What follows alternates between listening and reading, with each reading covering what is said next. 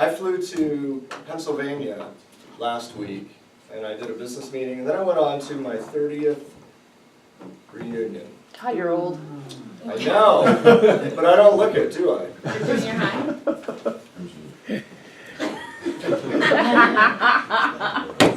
And I had to grapple with, why am I doing this? Why am I going to my 30th reunion?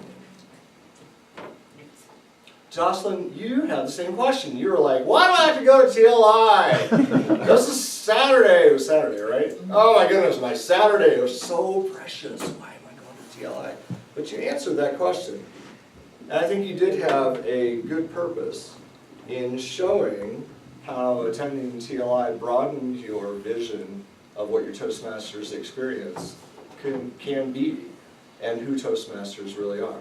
So I thought you did have a really strong purpose. And you also opened with a really great question to engage your audience. So that was a good way of engaging the audience. And all through your speech, you had really strong eye contact.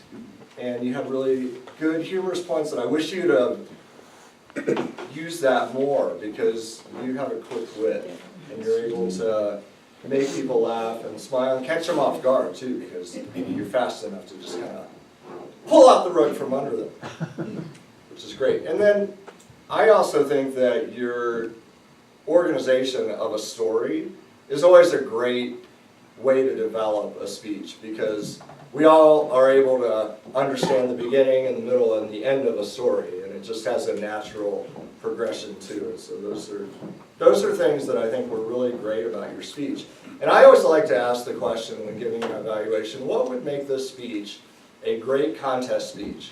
What would make this speech a speech where you could give it in front of an audience at the Pikes Peak Center if you had the opportunity? So, yeah, well, you're shaking your head. So that's the first point. The first point is that you're still displaying a lot of nervousness. And I'm not sure why, because you have a really good brain and you have a lot of confidence and you have a lot to say. So I'm not sure why you're nervous. I'm not sure what that is, because we're all friends in the room.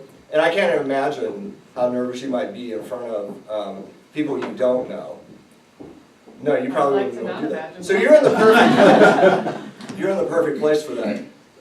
The only suggestions I could have are maybe give a speech in front of a small group of friends, see if you can do a test run. Maybe even just set up your camera so you can videotape yourself.